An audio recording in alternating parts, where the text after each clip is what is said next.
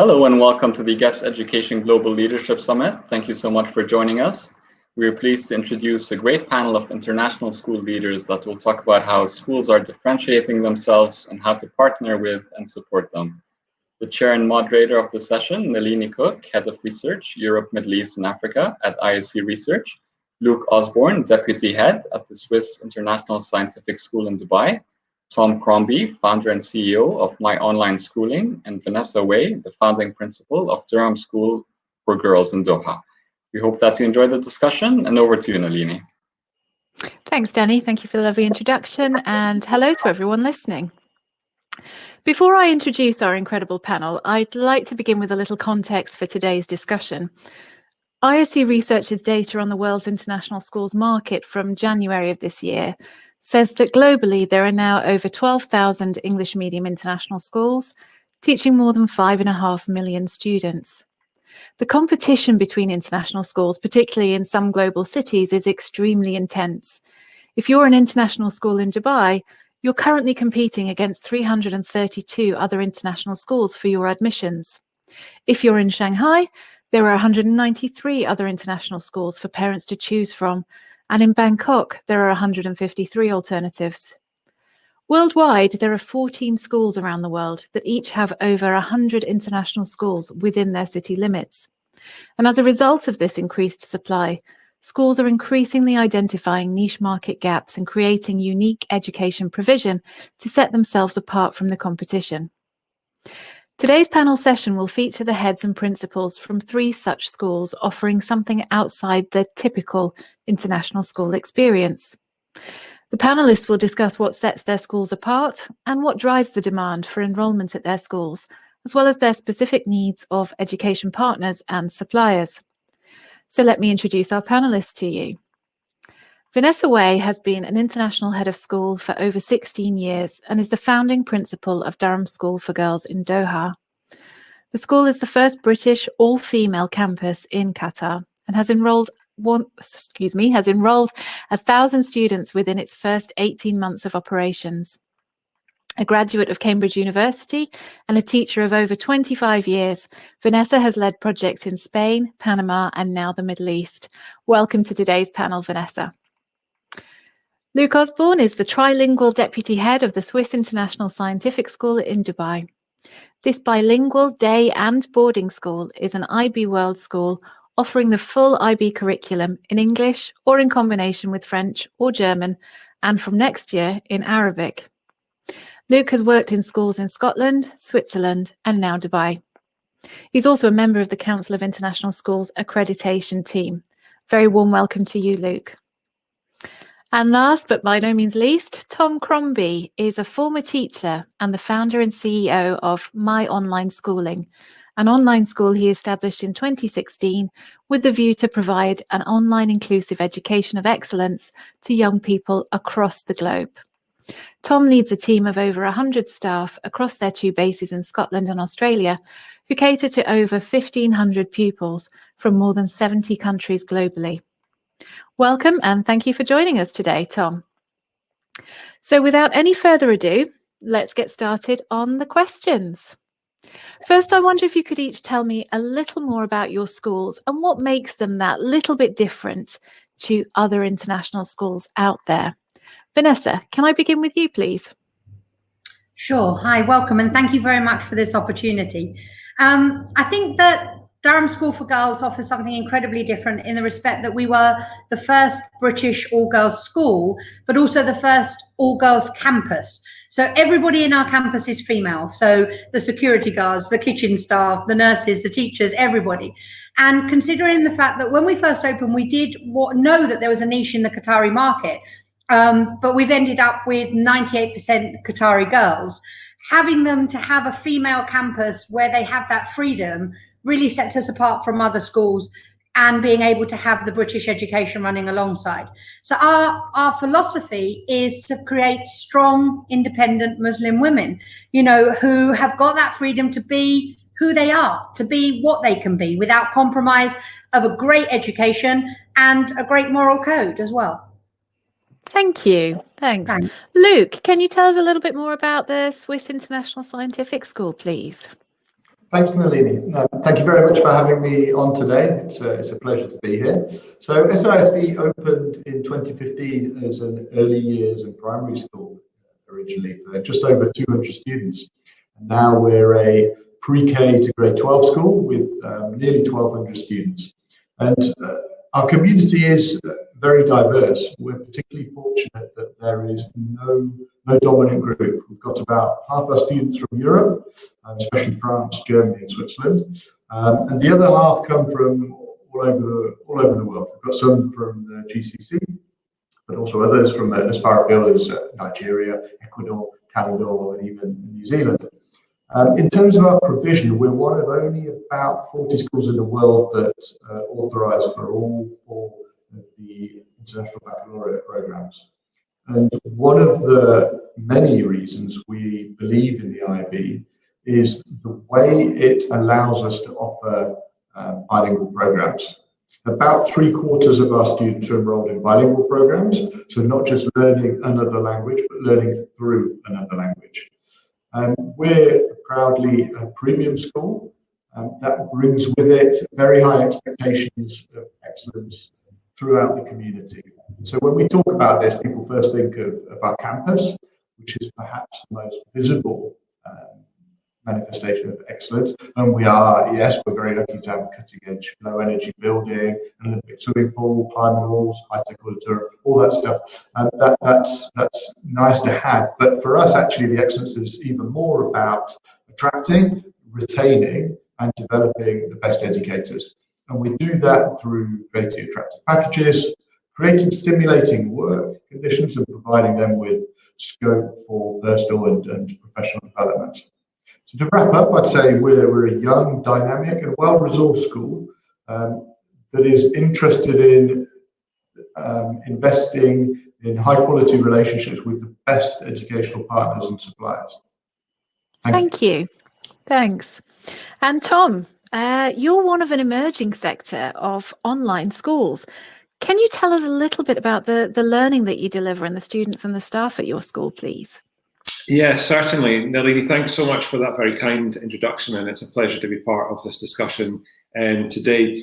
So founded in 2016 with a foundation group of 5 pupils, and today we're a thriving online community of, as you mentioned, over 1,500 learners from across the globe.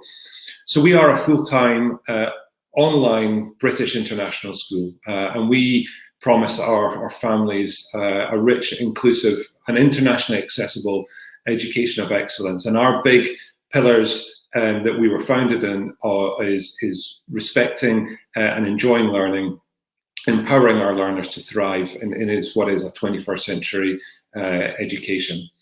As you mentioned, we've got 2 bases across the globe. We've got our headquarters in Edinburgh, Scotland, but we've got our second Asia Pacific base in Perth, Western Australia. And what that allows us to do is it allows us to deliver live, synchronous, interactive education across every time zone. So we've got pupils from, as you also mentioned, more than 70 nations across the globe. Our main cohort of pupils come from the UK, and outside of that, Spain, Sub-Saharan Africa, the UAE and the wider Middle East region, Malaysia, Indonesia, Singapore, and Thailand make up the biggest bases of our young people overseas. At My Online Schooling, we deliver education from the year 3 stage all the way up through to year 13, and we run our lessons are all based on the English national curriculum, and further up we work closely with Pearson and Cambridge to deliver international GCSE and A-level qualifications as well. We very much value diversity and inclusion at My Online Schooling, and we invite young people from a range of different backgrounds, ethnicities, nations, abilities, and indeed needs to our school. And we very much, one of our central unique selling points of our school is our support and learning hub that is there to support young people who have got any SEND or health and wellbeing needs within their education. So about 20% of our cohort of pupils come to us with SEND needs. We've got about 35% of our school are primary age pupils, and the remainder are secondary pupils.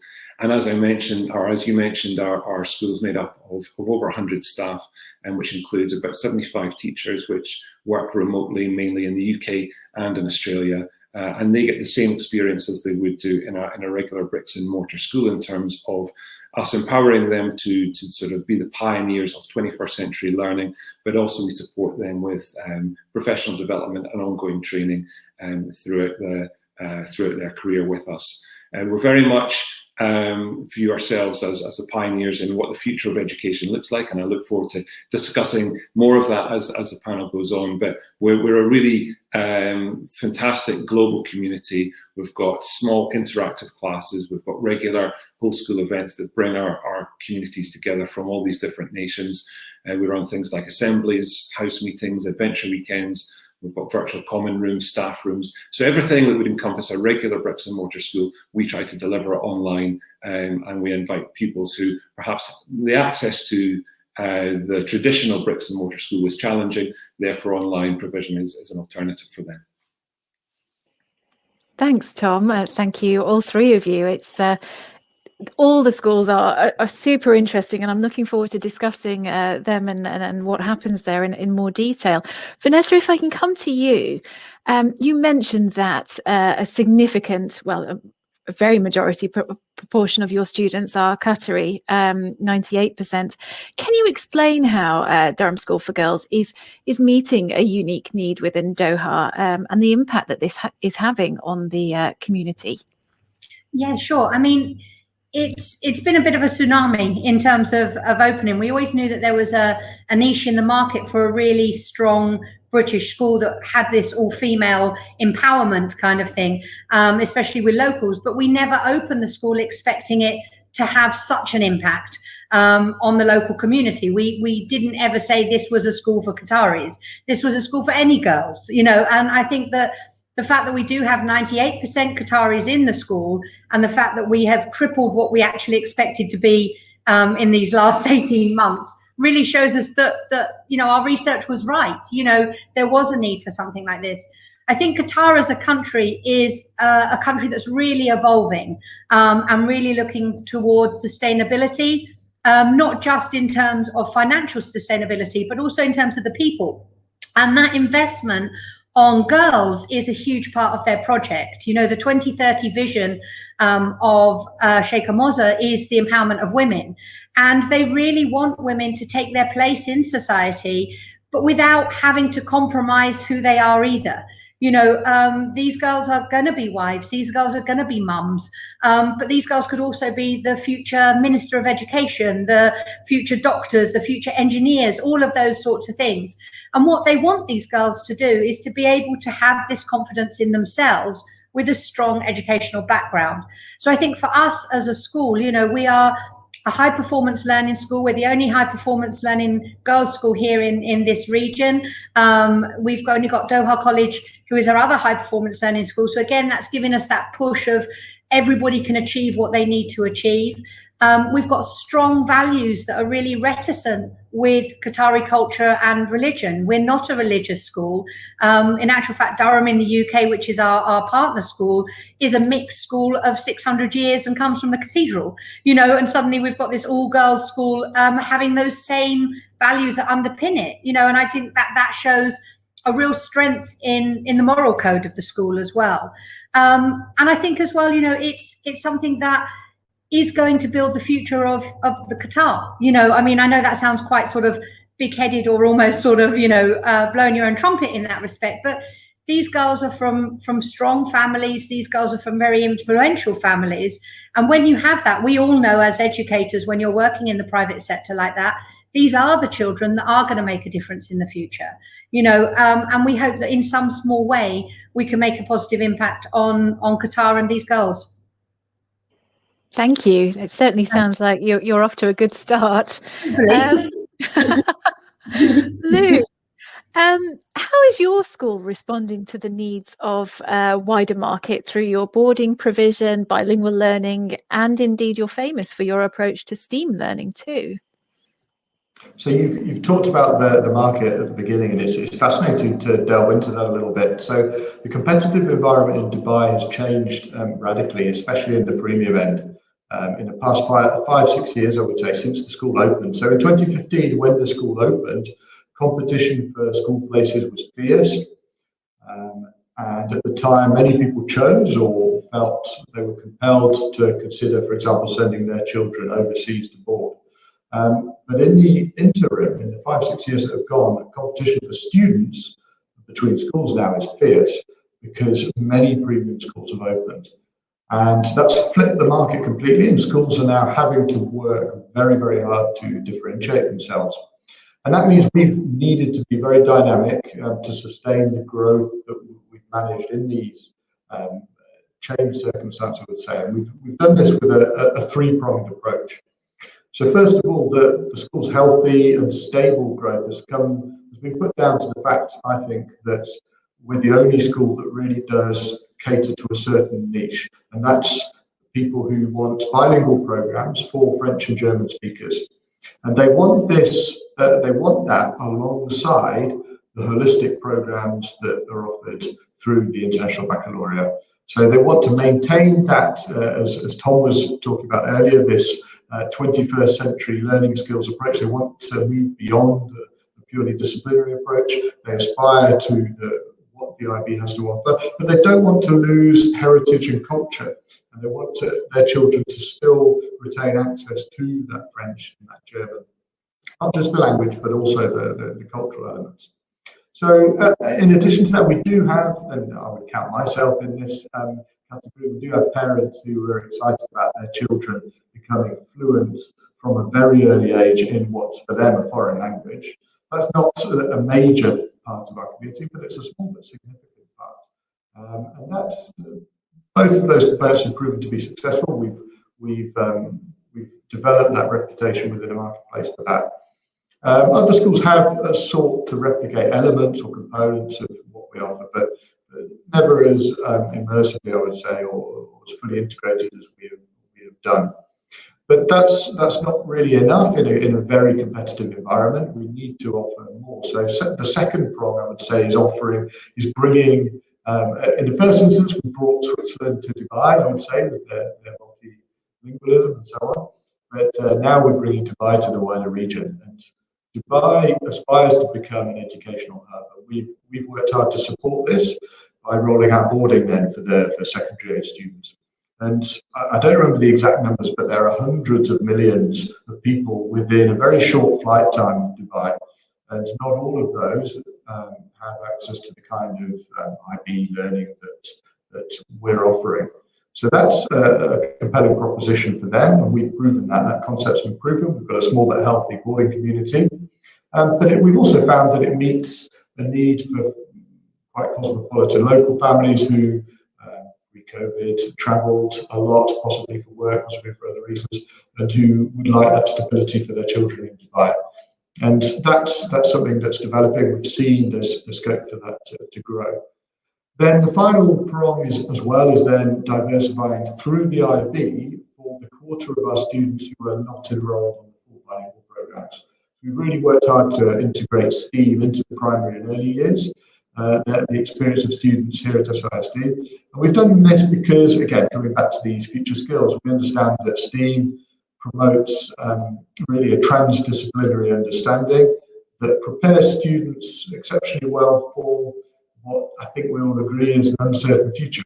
None of us know really what they're going to be doing in 2035 or whatever year it is that our pre-KG students will be entering the workplace. So that's the ways in which we've sought to gain, I would say, a competitive edge. It's an exciting and very dynamic marketplace to be in. Things move very quickly in Dubai. But that's also for the target audience here, there's webinar suppliers and providers. It means that the schools in Dubai are happy to invest in tools and products and services that will help them stand out, that complement what they're offering. Thanks for that, Luke. It's a really interesting insight. Tom, my online schooling's been established for 5 years now, so you're ahead of the curve as such within this sector compared to many schools who had to scramble over the last 12 months to get online. Can you explain a little bit about how your school meets a unique need, please? And has this changed at all for you in the last 12 months? Yeah, so pre-pandemic, the need that we were meeting for young people was predominantly young people who had challenges with, mental or physical health concerns, which were impacting on their access to education. In addition to that, special educational needs as well. The conversations we were having with schools and parents was there wasn't always the provision there to meet their needs wherever they were. So pre-COVID, it was almost a solution to a problem. We also had quite a number, with about 20% of our cohort were based internationally pre-COVID, and those were families that were looking for a cost-effective and accessible quality British education wherever they were. So we had a lot of families who were traveling or expatriates in different parts of the globe. The landscape very much changed as soon as the pandemic hit, sort of last March, April. We worked very, very quickly to respond to the likelihood that we were going to experience an increase in demand for what we were offering. So as soon as we first heard of lockdown, we moved very quickly to bring on new teachers to create a lot of capacity within the school to really support learners in all parts of the globe who are being impacted by the lockdown. We also offered we offered a huge number of free classes to our pupils all across the globe, and we were there to support families with advice and support for homeschooling as well. So we were very much there, not just for the pupils, but indeed for the whole community over that time. Over the last 12 months, online education, where it was not spoken about very much before, has become a topic of conversation in households, in the media, and in sort of school conversations as well. We're seeing a real sort of drive for current bricks and mortar schools to have some sort of online provision. And we welcome that. We're seeing that happen a lot at the moment. Some of the big players have decided to go online over the last 12 months. So for us, what it's done is it's put online learning on the map. It's brought perhaps what was going to happen in terms of the future of education 5 or 10 years down the line. It's brought that forward for everybody, and it's brought sort of an access to education for some young people that perhaps wasn't there before. So, pre-COVID, we had about 450 full-time pupils with us.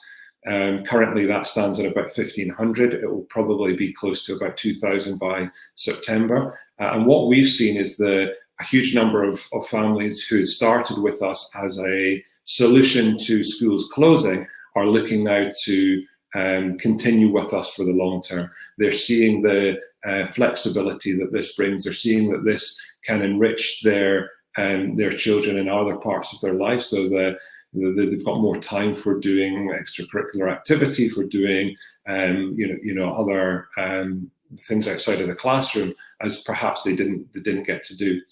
Internationally, it's been really interesting as well. So I mentioned that we had about 25% of our cohort were based outside of the UK pre-lockdown. That number is now close to 50%. So we saw a huge push from sub-Saharan Africa and the Middle East over the last 12 months.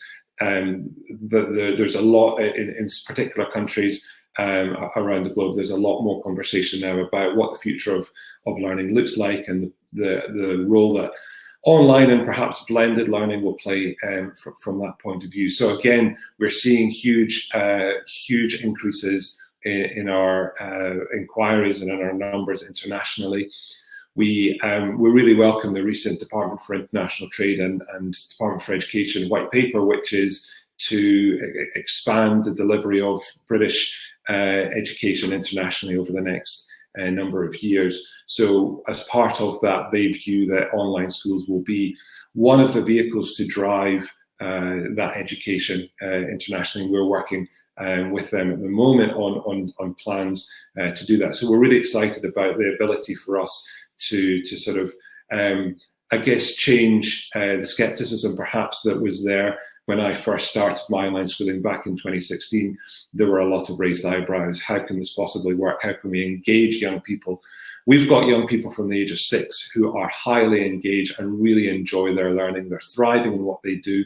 We've got young people who had physical or mental health concerns that really didn't allow them access to education, that are now getting qualifications and really enjoying learning again. So we very much want to amplify our message that online learning is going to play, we believe, a big part in what the future of education looks like. We're embarking on a big innovation project at the moment and using innovation and EdTech really to drive that forward and to allow access for more young people from different parts of the globe to what is an outstanding British education that we offer. So we're really excited about the future. We're really excited about being there, not just for ourselves, but to support others in the industry as well. You mentioned, of course, that it was quite schools had to respond very quickly. We've been there and done it before, so we want to be there to support schools going online or other providers as well.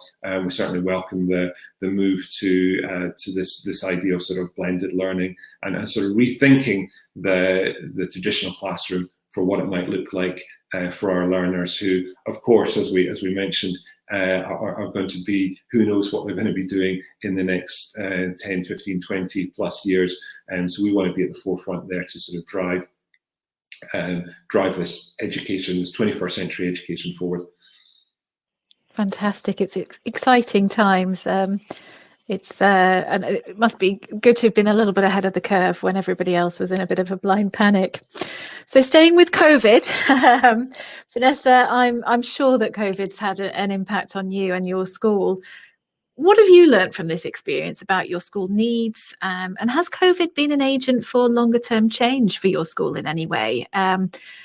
Especially given that you were only just getting started when all of this happened. So I think, firstly, I wish I'd have known Tom last year, because that would have been a lot easier for me, being a bit of a dinosaur and a bit of a skeptic in terms of, online learning. And I think, Tom, you've really set the mold for how the future could be, which I think is really interesting. I think for us, our biggest challenge was the fact that we were in our opening year. We hadn't really consolidated and cemented being the school. We'd actually only been open for 6 months, and suddenly they were gone. The children were gone. And then I think I've got amazing staff, and they're very forward thinking. They're very innovative, and the families were 100% behind us. But it really did change our whole perception on how you deliver a school. When we went into complete lockdown, that was very, very different. Coming back in September and going into a blended learning, again, we had to change our vision once again, because actually teaching 100% online is very different from teaching blended, and we suddenly had children at home accessing the teacher in the classroom, and the children in front of them asking questions to the same as the children at home. Trying to make everybody included was a huge challenge. And I think, especially for us, in the respect that in September, we opened with 450 new girls, especially our secondary girls. We opened our secondary, who had never actually been inside Durham School for Girls. So they didn't even have a picture of what the school was going to be like. They had never met their teachers personally. They'd never walked through the corridors or met each other. So for us, I think that whole concept, the academic side, happened very quickly. And the teachers began to adjust very, very quickly to that form of teaching. And we use things like Microsoft Teams, we used Zoom. We've become developing our own platform. All of those sorts of things really have helped and aided us. But for us, our biggest challenge was building a school, building that support network, and building a community where children belonged, but they were in the wrong place. They were at home and they weren't in the corridor. So we had to do an awful lot of work on that. And that took a lot of additional time for the teachers in terms of learning how to use breakout rooms. I'm sure, Tom, you're an expert in things like that, having things like a virtual staff room as well, because again, our teachers were bubbled.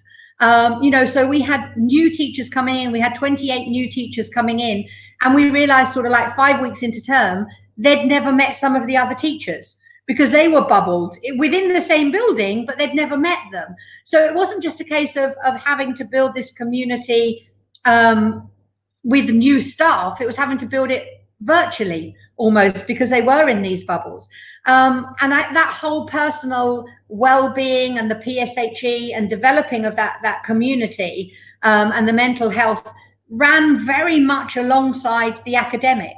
And that is our philosophy of the school, but it normally happens quite innately through assemblies, or, you know, hugs in the corridor, or stickers, being given out stickers in the classroom and all that sort of thing. And suddenly you've got children who can't actually physically get their sticker, who can't stand up in assembly, who doesn't have that banter by the lockers with other friends, or a hug from a teacher when they're feeling a bit low.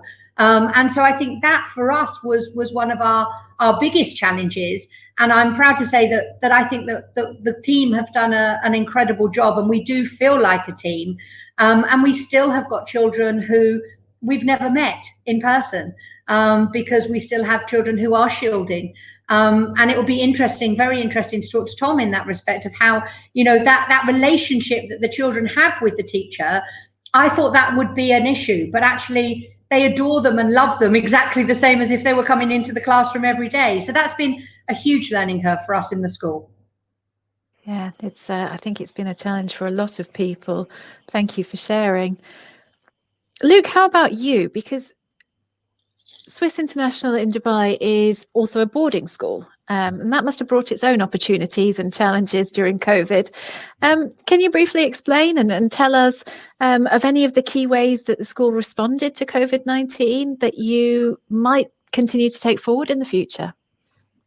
For sure, yeah. There have been plenty of opportunities and challenges, but maybe starting with the focus on the boarding, maybe taking a step back, I would say that COVID has acted as an accelerant rather than a catalyst.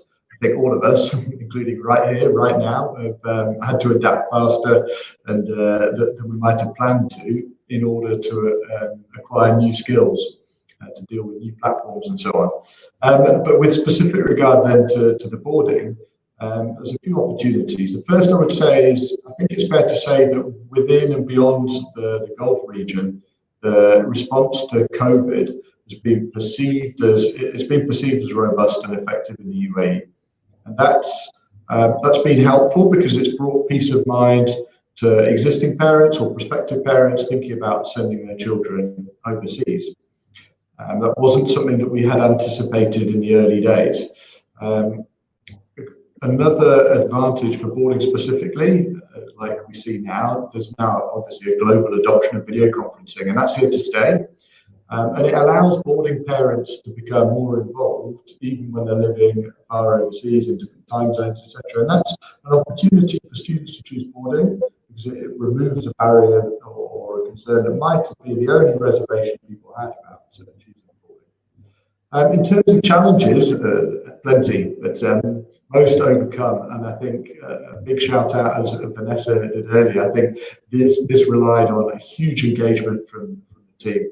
We're very lucky with the leadership and the staff in our boarding houses. But staffing during holidays and travel arrangements became very, very complex.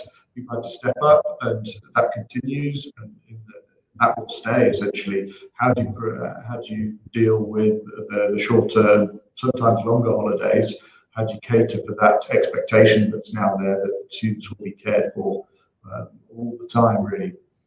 That's a consideration. Then coming back to the very beginning, I think everyone understood quickly there was going to be a concern about well-being, physical, mental well-being, but particularly in the early days, the context of health and safety. How was the school going to prepare for reopening and look after the needs of the boarding students? And there we were very fortunate, because we worked closely. I have to say that the Boarding Schools Association based in the UK were very quick into action and organised webinars that were very useful, very reassuring for the well-being of the teams, but to see how other people were creatively tackling challenges. But there are also concrete proposals, and another initiative from the BSA was a COVID charter. It was really helpful. We happen to have a very robust system of regulation here, both in terms of health and education in UAE. But in addition to that, it was great for international parents to see that we'd committed to the COVID Charter that had been translated into Arabic and Russian, and reassured people that the standard of care, in spite of the global pandemic, remained very, very high. So then that's a top tip maybe for education partners and suppliers. It's useful for them to be familiar with particular needs for schools. So in terms of boarding, a great place to start is the UK National Minimum Standards for Boarding. And they're currently under review, so there may well be changes there that could be relevant for providers. Beyond then the sort of boarding context, I'll give you one example of an accelerant for change that would not have come about anywhere near as quickly. We had strong, neat systems in place, I would say, to coordinate parent-teacher conferences, to organise them, but we didn't have anything. We had teams basically, and we were ready to start preparing teams. So we were delighted when I think it was Parent Evening System offered us a trial of a system whereby the booking system included video conferencing as well. And there was a brilliant unintended consequence of that, and this is one of the reasons we'll definitely keep it, is that the timing became very robust. So there's no opportunity for either teachers or parents to go on for too long. And that's a real benefit. It's also, I mean, more seriously, it's also a benefit for people who physically can't be present, either because it's not convenient for work or because their parents are boarding students. So that's a great little tool that we're embracing long term now. There are plenty others, but that's just a sample. Thank you. Thanks. It's an interesting one. The Parents' Evening thing is something that I'm hearing consistently with all the schools I've spoken to this academic year. Tom, we've talked about what a challenge it has been for some schools to move online, and then the discovery process. You mentioned yourself that the awareness and the increased enrolment that came to My Online Schooling as a result of COVID-19. Some people talk about the challenges of children and young people having no physical school experience, and a lot of the schools I speak to are looking forward very keenly to returning to that face-to-face learning, whether that's full-time or the majority of the time. But you'd always intended My Online Schooling to be online, to cater to people who have online access. Can you explain some of the provision and the resources that your school offers that help to respond to this challenge? So how do you offer things like practical science, arts, or sports, for example? Yeah, a great question, Nalini. Of course, the online education for us, the reason that it was started, or behind why we started, was about providing provision for young people who are having challenges accessing the traditional bricks and mortar school wherever they were, for whatever reason that may be. And what we're finding now is that this is actually, some people are looking at this as this could actually support them in the future of their education for whatever reason. At present, our learning is done, mostly online. In terms of our practical subjects, we do run quite a number of practical subjects. You mentioned the sciences there, but we also run art, drama, design, technology, amongst others as well. The sciences are often done through video demonstrations, and where safe to do so, some of those are replicated in the home, and we support families to do that. Further up the school, when it gets to assessment for A-level, we have got our young people will go to a residential partner that we partner with to do their assessed practical work. We also partner with many of the British Council offices as well, and other assessment centres. So if there are external assessments, they can go to places and do those. In terms of things like sport and physical activity, it's a challenge online, of course. We do run yoga classes at the moment, so that's one provision that we have, which allows for that. But we're always looking at increasing our provision for those more practical subjects, and we're looking at this idea of blended learning, and whereby young people might be going into colleges, universities, schools to do some part of their learning in a sort of more practical sense. But as I mentioned previously, what online allows so many other activities to be done outside of the classroom. So it allows further enrichment. So I speak to our young people quite often, and families as well. And the feedback that I get, particularly from the cohort with the young people that we have, is that they're able to do a lot more now that they've gone online. So they're able to get involved more in extracurricular activities than they ever were before. I spoke to one family last week who told me that their son socializes so much more now that they're online than they did before. And of course, when we speak to prospective families, that's always the big question. My child, surely they're not going to have that playground experience. They're going to be impacted from a social point of view.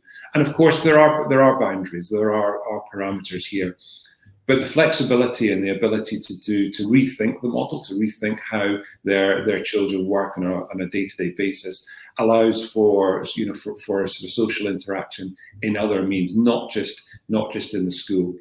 We're really excited about this idea of the blended model and young people doing part in school, part online, because we see a real sort of power of online education.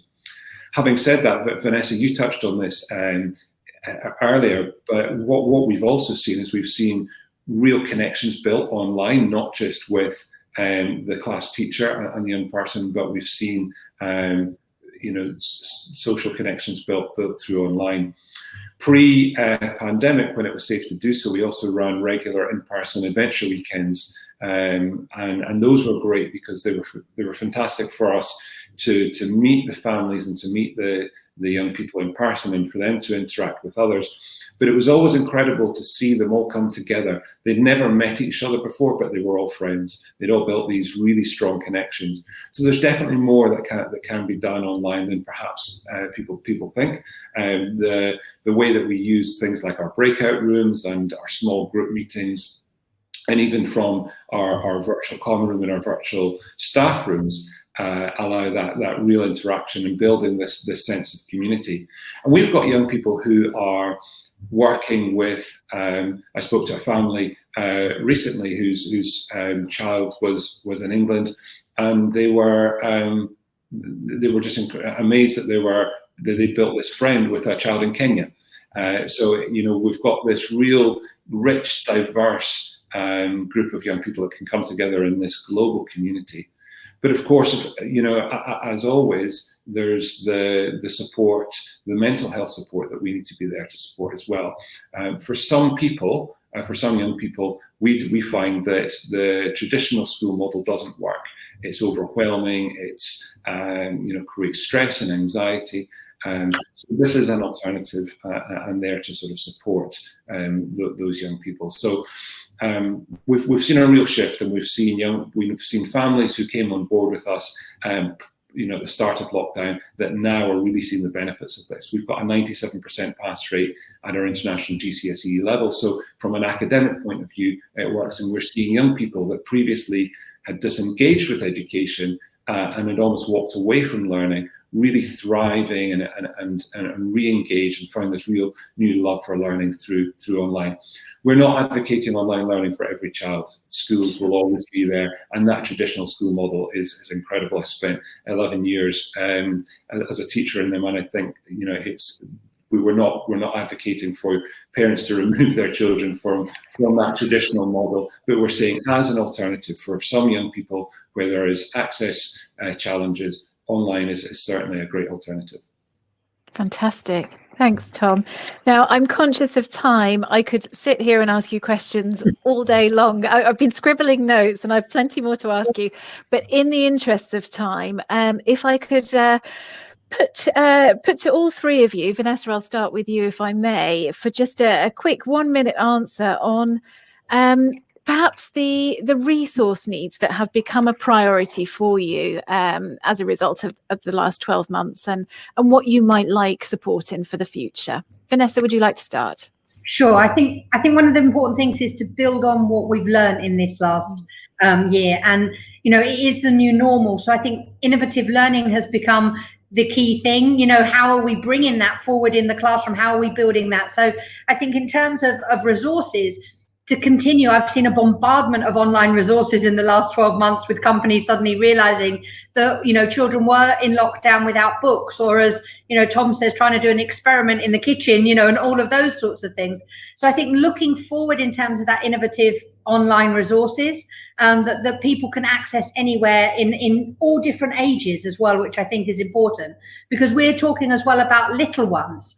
We've talked a lot about the older children and the future, but we're also talking about the fact that we've had EYFS online, so how do they access a curriculum when it's online? And I think that could be a very, very useful resource for us in schools where companies could work with teachers to find out what are the needs of that and how do children access that. Because again, we found very much that the parents have to be involved, because it's not as simple as turning on a computer and listening to the teacher, so training for parents, EYFS resources would be my massive key thing, because I think everything else will be covered by the gentleman there too as well. But I think for me, that's parent training, teacher training, and EYFS, I think would be my key things to take away from this. Fantastic. Thank you. Luke, same question to you. What are the resources? Absolutely similar thoughts. I would say schools now need resources that go beyond the development of pure knowledge, and there are already powerful tools in that domain. I'd say there's a gap in the market for tools that support schools in meaningfully developing our 21st century skills, creativity, collaboration, critical thinking, communication, etc. And if you look, for example, at PISA and the IB and the ways in which they're moving forward with assessment, attempting to really reflect the importance of those skills in assessment, I think there's scope for improvement. I would also wrap up more, maybe it's more pedestrian, more mundane, but a couple of top tips for prospective external partners. I'd encourage them to drop email and LinkedIn as a primary form of marketing, because I sometimes feel it's a little bit counterproductive. It can be frustrating. Personally, I would much prefer a recommendation from a trusted peer in another school, and I'm happy to give them for people with whom our school works. Then the second tip, just especially if you're looking to make the jump from regional to global, make sure you do your homework and keep in mind differences. So by way of example, Sunday in the Gulf is not the best day to be rolling out software upgrades, as an example. But yeah, that's it from my side. I hope that helps. That's perfect. Thank you. Some good tips there. Thanks, Luke. And Tom, what about you?